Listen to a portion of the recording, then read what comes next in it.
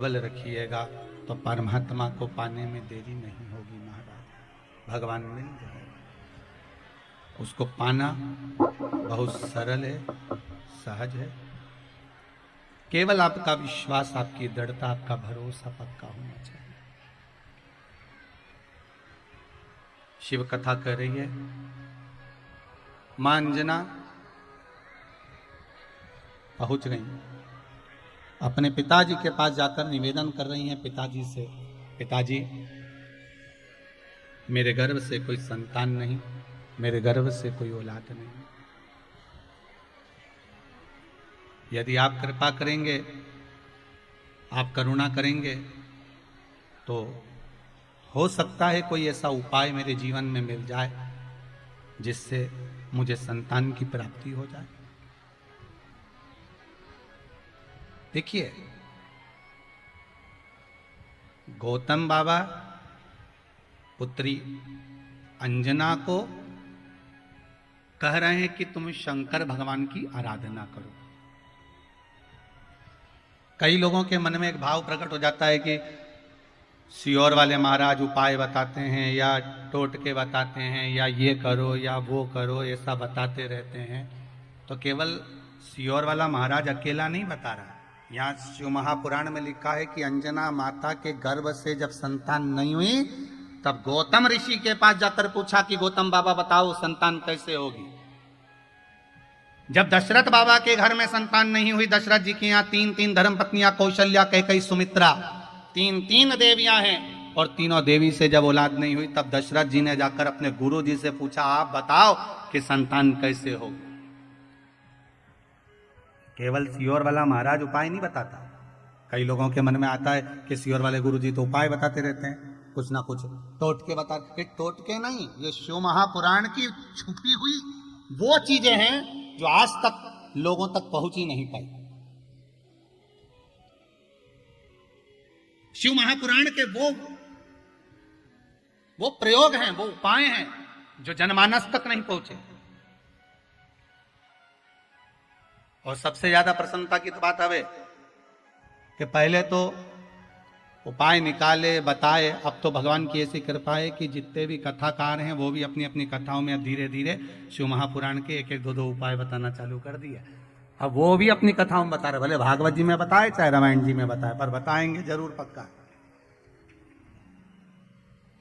उनको भी शंकर जी की कथा का रस चढ़ गया। अच्छे से अच्छे विद्वान से विद्वान कथाकार भी अब अपनी कथाओं में थोड़ा थोड़ा उपाय। तो केवल सियोर वाला महाराज उपाय नहीं बता रहा है, सियोर वाला महाराज कोई उपाय या टोटका नहीं, टोटका तो शब्द ही नहीं है। सियोर वाला महाराज कोई उपाय नहीं बता रहा, उपाय तो हमारे यहाँ पहले से चले आ रहे हैं। जब दशरथ बाबा के यहाँ संतान नहीं हुई तब गुरु बाबा से जाकर पूछा कि संतान कैसे होगी। गुरु बाबा ने कहा पुत्र कामेष्टि यज्ञ करवाओ तब तुम्हारे यहाँ संतान होगी। अग्नि देवता खीर का कटोरा लाएंगे, वो खीर पिला देना, संतान हो जाएगी। बस अंजना माता ने भी गौतम ऋषि से पूछा कि मेरे यहाँ संतान कैसे होगी। अब इसको लोग कहते हैं कि गौतम बाबा ने बताया कि शंकर जी के शिवलिंग की पूजन करना, ऐसा करना वैसा करना, शिव पूजन को ऐसे धारण करना, शंकर भगवान का ऐसे पूजन करना, उस पूजन के करने से तेरे यहाँ संतान होगी। अब दुनिया के लोग इसको भी टोटका कह दे तो बात दूसरी है। किसी को अगर कुछ बताया जाए तो वो टोटका नहीं, वो उपाय है जो हमारे संत भी बताते आए, हमारे ऋषिवर, हमारे गुरुजन भी बताते आए।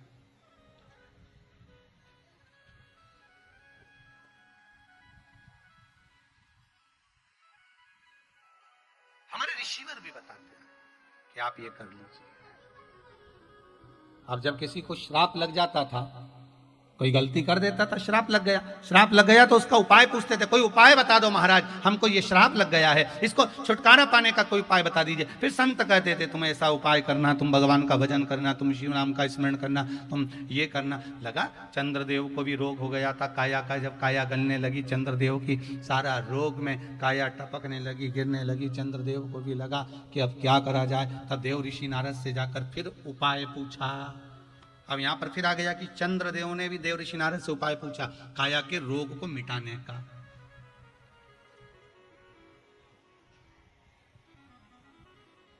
पूछा गया,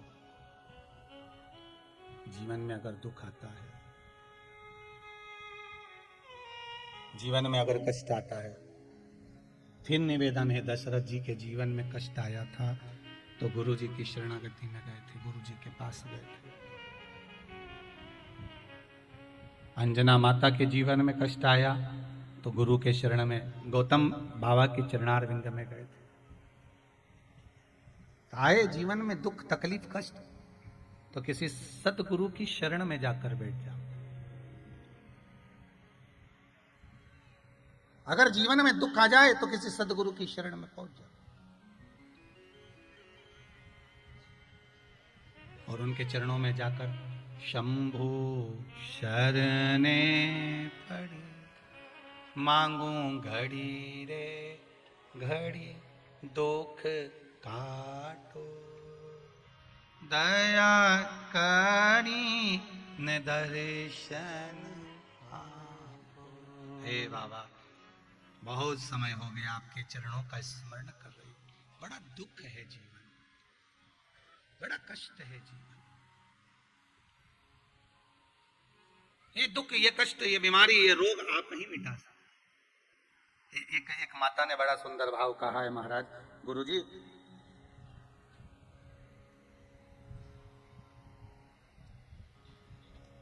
आशा देवी हैं, माधेपुरा जिला से आई हैं। कहां बैठी हैं? जरा माइक दीजिए।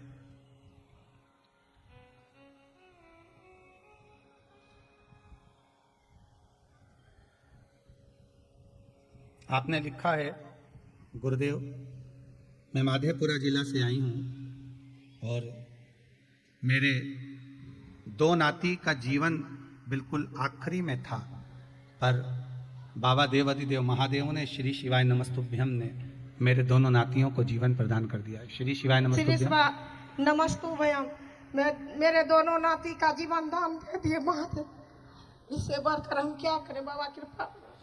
जब करा था आपने श्री शिवाय नमस्तुभ्यम? हाँ, हम हमारी बेटी भी जप रही थी, हम भी जप रहे थे। वो तो अब दोनों ठीक है? दोनों बहुत ठीक है। 1 महीना का एक है और 2-3 साल का बच्चा था। दोनों ठीक है? अब विराजिए। श्री शिवाय नमस्तुभ्यम। बाबा ने वो दे दिया आपको। जीवन का दुख है, तकलीफ है, कष्ट है, माना बहुत बहुत, पर समस्या अगर विकट है,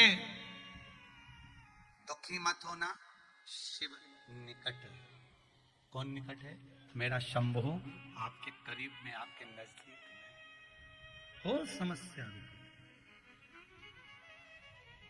अगर समस्या विकट है तो शंभु निकट है। शंकर मेरा उघड़दानी, मेरा त्रिकालदर्शी, मेरा कैलाशी, मेरा विनाशी, मेरा शिव आपके करीब में है। आप उसका स्मरण करो। माना मनुष्य का, फिर कहेंगे, कथा शुरू करी थी आज 7वें दिन की, तो कहा था कि मानव का जीवन मिला है जब रुक्मणी जी के जीवन में टेंशन रह सकता है, सीता जी के जीवन में टेंशन रह सकता है, मेरे राम मेरे कृष्ण के जीवन में अगर टेंशन रह सकता है तो आप भी टेंशन से मुक्त नहीं हो सकते। टेंशन तो आएगा, पर अगर दुनिया भर के लोग टेंशन दे सकते हैं तो शंकर जी का नाम मेंशन दे सकता है। टेंशन नहीं, वो मेंशन दे सकता है। शिव का नाम उस टेंशन को समाप्त कर सकता है। श्री, फिर आगे बोल दिए, पहले साथ में बोला, श्री शिवाय नमस्तुभ्यम, श्री शिवाय नमस्तुभ्यम, श्री शिवाय नमस्तुभ्यम। 50 घात तुम्हारे सामने खड़ी हो, 50 दुख तुम्हारे सामने खड़ा हो, कैसी भी बीमारी सामने आकर खड़ी हो, चाहे एग्जाम दे रहे हो, चाहे कंपटीशन में बैठ रहे हो, मंत्र मत भूलना, घट की जिह्वा से जपते रहना, श्री शिवाय नमस्तुभ्यम। पार कर देगा वो मंत्र, पार कर देगा। नहीं आता हमें कुछ भी तो इस मंत्र का स्मरण करते, पार कर देगा। सुबह उठो तो जप लो, सो तो जप लो, खाओ तो जप लो, पड़ोसन से झगड़ो तो जप लो, पर जपो श्री शिवाय नमस्तुभ्यम। जपना, छूटना नहीं चाहिए। भगवान का नाम क्यों छूटे?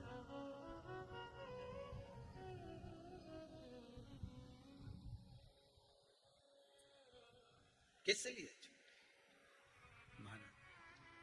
और आएगा वो हमारे दुखों को हरने के लिए। अंत समय प्रभु आना पड़ेगा, वचन दिया तो निभाना पड़ेगा। आता है आप सब लोगों को? पहले सुना तो जरा साथ में एक लाइन सब लोग गाइए। अंत समय प्रभु पड़ेगा, वचन दिया तो निभाना पड़ेगा। हम तो सोचे थे शेर घाटी वालों को आता ही नहीं बोलना, और आज मालूम पड़ा 7वें दिन की तुम लोग बोलते भी हो। है? हमको तो लग रहा था कि हम ही बोलते हैं, तुम सुनते हो। कोई बात नहीं, अगली बार जब कथा करने शेर घाटी आए तो तुम सब यहाँ, हम वहाँ। पर हो आनंद तो तभी आए ना, थोड़ा थोड़ा होना चाहिए, चेंज होता रहना चाहिए, है थोड़ा थोड़ा।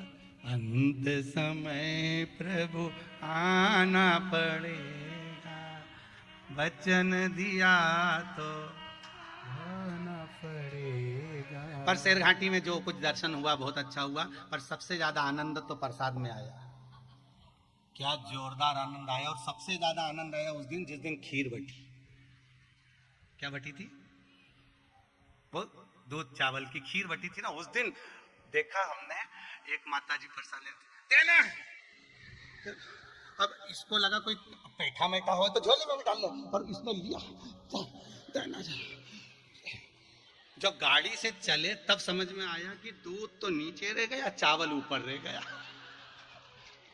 तब समझ में आया कि प्रसाद जोरदार बटा। कुछ भी हो, प्रसाद जोरदार मिला है। हर हर महादेव। शिव कृपा तो है शेर घाटी वालों पर, हो भगवान की बड़ी। हम सोच रहे थे आखिर क्यों ऐसी कृपा कर दी कि वहां कहां सीहोर, वहां से यहाँ गया बिहार, शिव महापुराण की कथा। तो बाबा आप लोगों का भाव देखकर बुलाया है शंकर जी ने कि चलो यहाँ शिव कथा होना, यहाँ कथा का स्मरण। बाबा ने भाव देखकर बुलाया। अच्छा, थोड़ी थोड़ी जलन तो इन पटना से जितने आए ना, इनके भी हृदय में हो रही होगी, हमारे यहाँ क्यों नहीं हुई। जितने लोग पटना वगैरह जाए, हमारे यहाँ भी होना थी, पर शेर घाटी में हुई। पर कोई बात नहीं, आप आकर अर्जी लगाए हैं बाबा को, तो बाबा वहां पर भी पहुंचेगा जरूर, ये भी पक्का है, बाबा बुलाएगा, वहां भी होगा शिव कथा का स्मरण।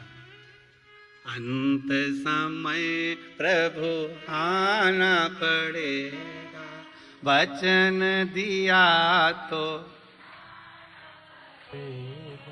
आए ना आए प्रभु कुटुंब हमारा, आए ना आए प्रभु कुटुंब हमारा, अंत समय भोले आना पड़ेगा, अंत समय भोले आना पड़ेगा। बस यही अंदाजा आपके जीवन में रखना। श्रीमद् भागवत कथा में श्री वेद व्यास जी वर्णन करते हैं, सुखदेव जी महाराज राजा परीक्षित से कहते हैं, परीक्षित रुक्मणी मैया से भगवान कृष्ण ने कहा, रुक्मणी जी से स्वयं मेरे ठाकुर कहते हैं कि कह दो रुक्मणी जी से कि तू श्रृंगार करके जगदम्बा के मंदिर पहुंच जा, मैं तुझे लेने के लिए वहां पहुंच जाऊंगा। कहा था भगवान ने? भागवत जी में है, रुक्मणी जी जगदम्बा के मंदिर पहुंची, माता के मंदिर पहुंची, और भगवान कृष्ण उन्हें लेने के लिए पहुंच गए। शिव महापुराण की कथा कहती है, जैसे रुक्मणी जी से कहा था कि तू जगदम्बा के मंदिर पहुंच, मैं तुझे लेने के लिए पहुंच जाऊंगा। भगवान ने ये नहीं कहा रुक्मणी को कि तू श्रृंगार करके घर के बाहर खड़ी हो जाना, मैं तुझे लेने आ जाऊंगा। नहीं नहीं, जगदम्बा के मंदिर पहुंच, मैं तुझे लेने आऊंगा। उसी तरह शिव महापुराण की कथा में भगवान कहते हैं कि जो एक बार शिव महापुराण की कथा के पंडाल के अंदर पहुंच जाता है, मेरा देव अधिदेव महादेव उसके दरवाजे पर पहुंच जाता है, उसके चौखट पर पहुंच जाता है। क्या है ये यहाँ से पर्दा लगा, वहां से पर्दा लगा, यहाँ से पर्दा, वहां से पर्दा, ऊपर से पर्दा, यहाँ से लेकर वहां तक पर्दा, सब दूर से बंद, और तुम उसके अंदर समझ जाओ ये फ्रीज है।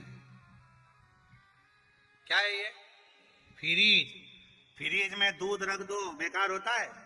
सब्जी, भाजी, फल, जो फ्रीज के बाहर रह गया वो सड़ गया, जो फ्रीज के अंदर रखा वो नहीं सड़ता। तो तुम सब जिंदगी में कभी सड़ने वाले नहीं हो, पक्का।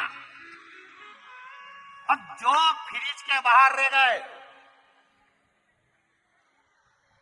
तुम्हारी बात चल रही है, इधर दिखाना भैया जरा खिड़की में, वो सामने इन्हीं की चल रही है, फ्रीज के बाहर वालों की। हो तुम्हारी ही चल रही।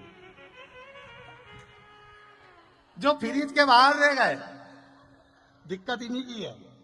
अब ये सोच में पड़े कि अपना क्या होगा कालिया, दिक्कत वहां लगे हुए हैं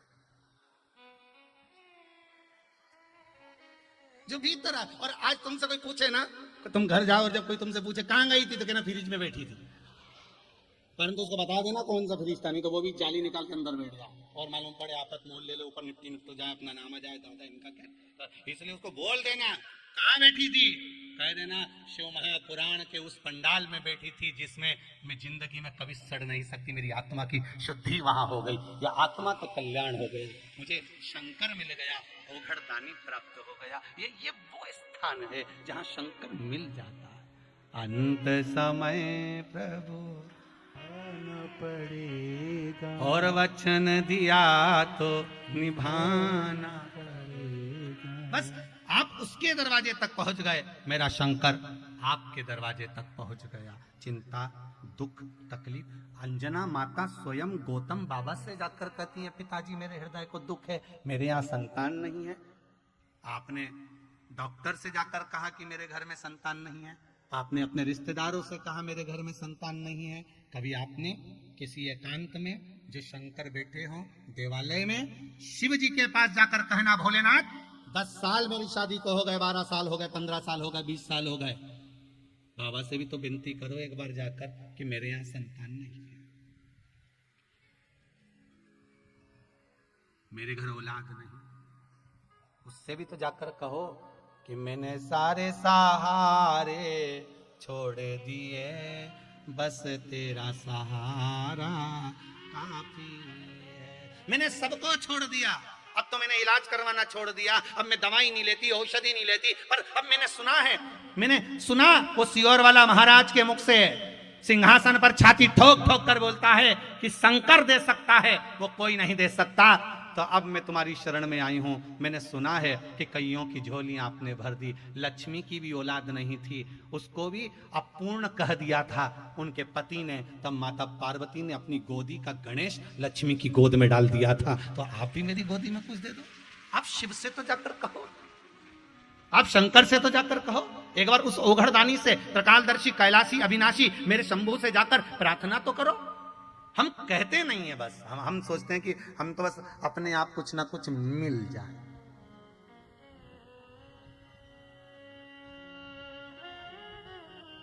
कई लोगों को तो मांगना भी नहीं आता, भगवान के मंदिर में जाकर के भगवान बस ऐसा दे दो कि लोग मुझे दे ही दें, लोग मुझे दे ही दें और मैं किसी को नहीं दूं। तो भगवान ने भी कह दिया, ठीक है, अगली बार तेरे को भिखारी बना दूंगा, लोग तुझे देंगे ही देंगे, कोई 1 रुपया, कोई 2 रुपया, कोई टन, तू किसी को मत देना।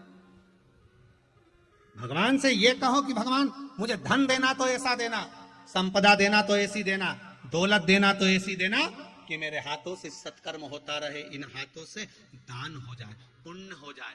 अपने हाथों से कमाया है तो अपने हाथों से लगाओ भी।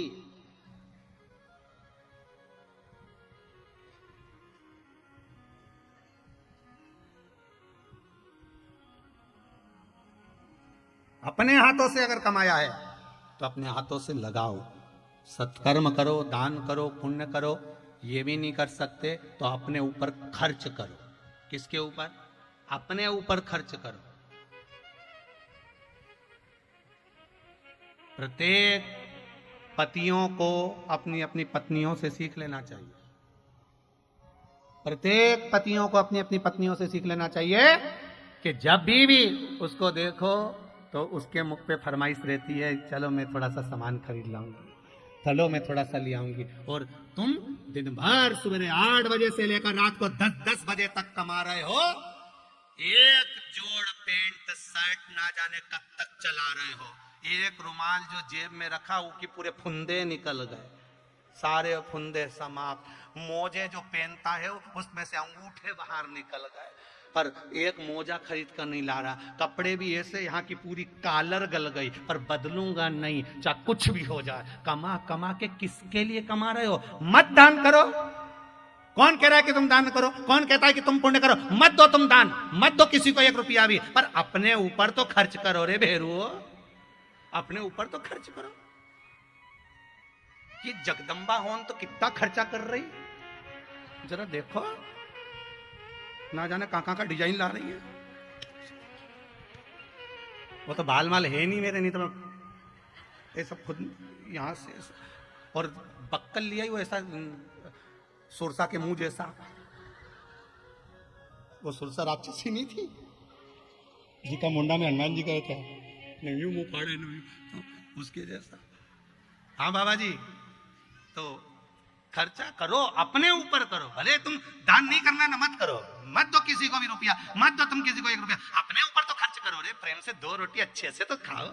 जब देखो जब इतना टेंशन में मिले ने मुंडा पे सलीसल पड़ गया। बोलिए बोलिए, कुछ बोलना चाहते हो? दो जरा माइक दो भाई।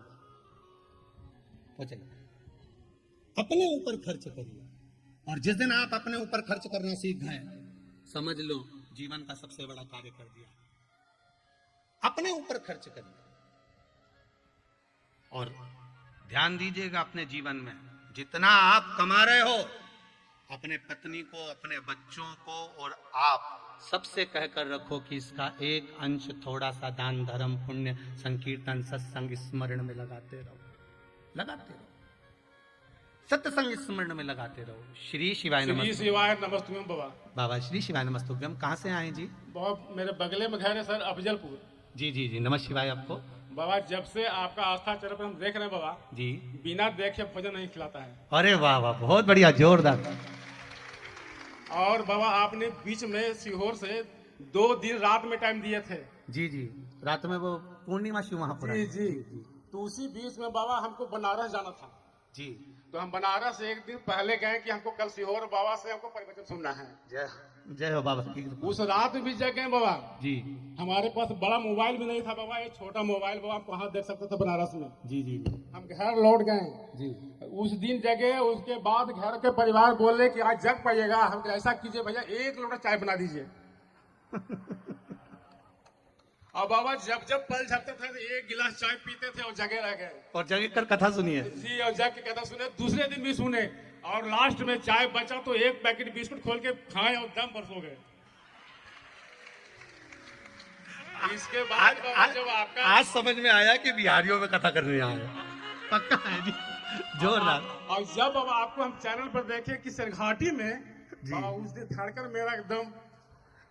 जय हो। जिस दिन आप गया आ गए थे बाबा, तो हमारे गांव के जितेंद्र बाबू, कारू बाबू, टुनटुन बाबू पहुंचे थे, तो लगा कि हम कैसे पहुंच जाए। जय हो। उस दिन भी रात में नींद नहीं पड़ा था हमको। पहुंच गए हैं पंडाल में बाबा, और रात भी हमको नींद नहीं पड़ा कि आज विराम हो रहा है बाबा। जी जी जी, हर हर बहुत बहुत साधुवाद, आपने अपने दिल की बात करी, इसके लिए श्री शिवाय नमस्तुभ्यम। बहुत बहुत साधुवाद। आप लोगों का प्रेम, वात्सल्यता, करुणा ऐसे ही बाबा की कृपा बनी रहे। और जिस भाव से आप शिव महापुराण की कथा सुन रहे हैं, बाबा देव अधिदेव महादेव आपकी झोली खूब खुशियों से भर दे। फिर एक बार शेरघाटी में खूब प्रेम से कथा हो। हम तो बाबा से यही प्रार्थना करते हैं, वो दे आपको, और आप ऐसे ही अपने जीवन को धन्य सार्थक बनाते रहें। शिव महापुराण की कथा कहती है महाराज, माता अंजना ने विनय